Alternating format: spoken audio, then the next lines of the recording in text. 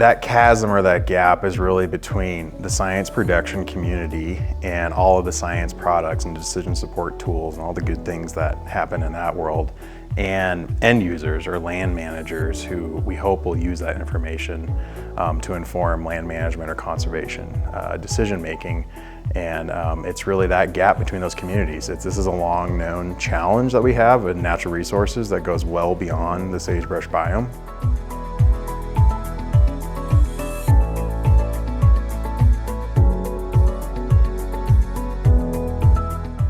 Technical transfer, at its most basic form, is really just the process of transferring technical information, science, data tools to end users who influence land management.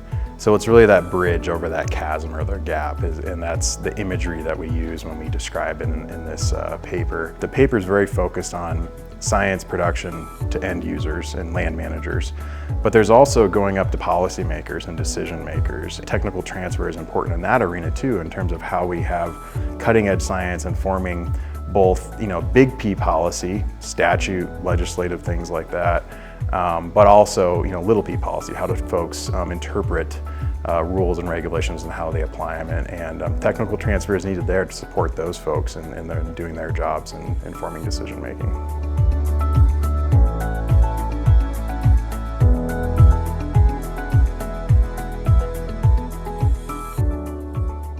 You can have the best science in the world, and if people can't access it, interpret it, apply it, it's not helpful. It's sort of meaningless. And so this really seeks to overcome those challenges. And it gets into really pragmatic stuff about how do you run an event? What does it mean to show up professional and prepared? The importance of relationships. So much of this work is about people, and that's true in just conservation broadly, but in tech transfer, it's absolutely true also that having those relationships with both the science production community and the end users who influence land management to be that bridge that's both ways. It's not just a one-way street of pushing technical information at folks.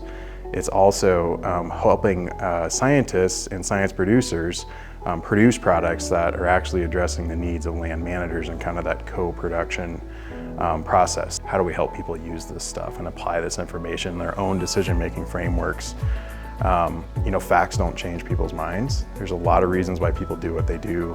Cultural, social pressures, norms, financial things, administrative conditions. Tech transfer gets into all that stuff and tries to address those needs. Thinking really critically about your audience, who this is for, why do they need it. That's the biggest thing I hope people take away from the paper, and we try to hit that pretty hard.